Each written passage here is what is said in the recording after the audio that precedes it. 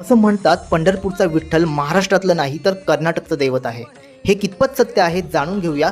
Video शेवटपर्यंत बघा.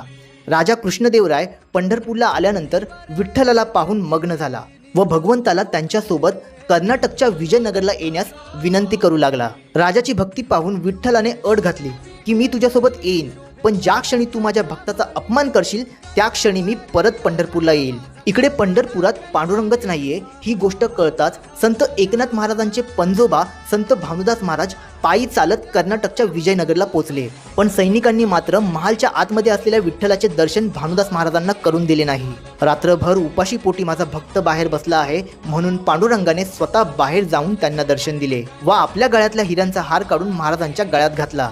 दुसऱ्या दिवशी विठ्ठलाचा हार चोरी केला म्हणून राजाने भानुदास महाराजांना सुळेवर चढवण्याची शिक्षा दिली. त्याच क्षणी भगवंत प्रकट झाले व राजाला म्हणाले, तू चुकलास, तू माझ्या भक्ताचा अपमान केलास.